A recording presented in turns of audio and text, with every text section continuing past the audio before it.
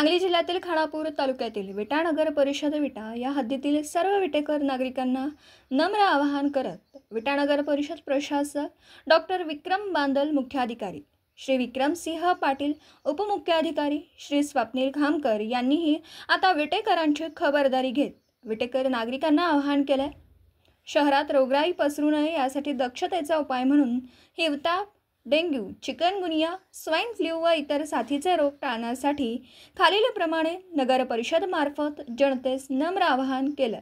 नागरिकांनी खबरदारी घेतली पाहिजे आणि खालील दिलेल्या अशा आजारांची जर लक्षणं आपणास दिसून आली तर आपण तातडीने आरोग्य कर्मचारी, वैद्यकीय अधिकारी अथवा डॉक्टरांशी संपर्क साधणं गरजेचं आहे, असं आवाहन करण्यात आलं।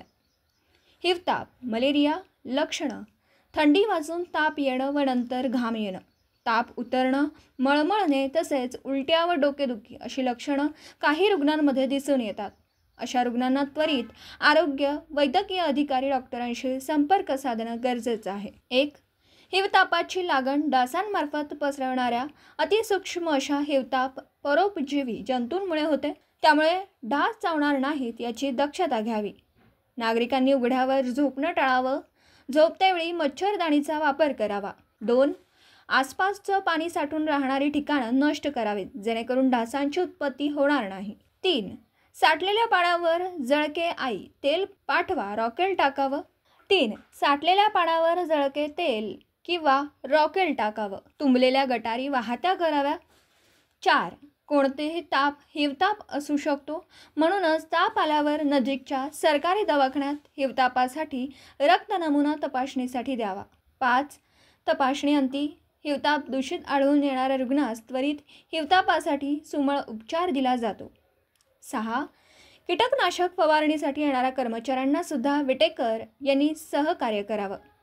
आणखीन एक खबरदारी म्हणून चिकनगुनिया, डेंग्यू। 1.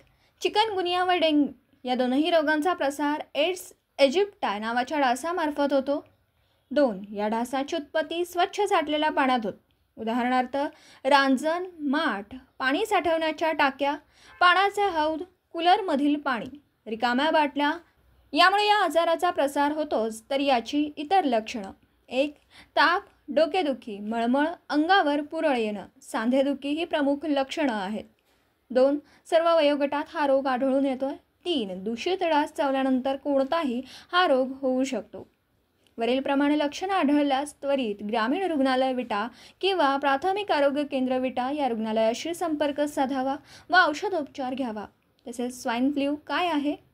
हा विषाणूमुळे होणारा आजार आहे। याचा संसर्ग एका माणसापासून दुसऱ्या माणसांना होतो, त्यावेळी काय कराल? 1. हात सातत्याने साबणाने व पाण्याने स्वच्छ धुवावेत। 2. गर्दीमध्ये जाणं टाळावं। 3. स्वाइन फ्लू रुग्णांपासून किमान 1 हात दूर राहा। 4. खोकताना, शिंकताना तोंडाला रुमाल लावा। 5. भरपूर पाणी, पुरेशी झोप घ्या। 6. पौष्टिक आहार घ्या। अशा अनेक सूचना विटा नगर परिषद प्रशासकाने केल्यात। याचबरोबर चिकनगुनिया व डेंग्यू तापाचा प्रसार कसा थांबवता येईल यासाठी हे नागरिकांनी नक्की करा। 1. सर्व नागरिकांनी आपलं घर, परिसर स्वच्छ व सुंदर ठेवावा। पाण्याची डबकी साचू देऊ नका। 2. पिण्याचे पाणी उकळून व गाळून प्यावं। 3. नगर परिषदेच्या पाण्याविषयी खाजगी विहीर अथवा बोअरचे पाणी पिण्यास वापरू नये। 4. सर्व नळांना तोट्या बसवून घ्याव्यात। 5. आपल्या घरातील व व्यवसायातून निघणारा कचरा, चहाचे कप घंटागाडीत टाकावे, इतरत्र टाकू नये। 6. पाण्याच्या सर्व टाक्या दर मंगळवारी रिकाम्या कराव्यात व कोरडा दिवस पाळावा। 7. या साठ्याच्या आतील बाजू तळ घासून पुसून कोरडा करून पुन्हा वापराव्यात। 8. पाण्याचे साठे झाकून ठेवावे। 9. शिवाय शौचालयास उघड्यावर अजिबात बसू नका। 10. घराजवळील परिसर स्वच्छ ठेवावा। 11. घरामध्ये तापाचा रुग्ण आढळल्यास त्वरित प्राथमिक आरोग्य केंद्र विटा, ग्रामीण रुग्णालय विटा यांच्याशी मात्र संपर्क साधावा, असं आवाहन विटा नगर परिषद प्रशासक डॉक्टर विक्रम बांदल व मुख्याधिकारी श्री विक्रमसिंह पाटील यांनी विटेकर नागरिकांना केलं। नागरिकांनी आरोग्याची काळजी घेत वरील दिलेले सर्व आवाहनांचं पालन करावं असंही उपमुख्याधिकारी श्री स्वप्नील खामकर यांनी केलं। दिवसभरातील घडामोडींचा आढावा घेण्यासाठी पाहत रहा N24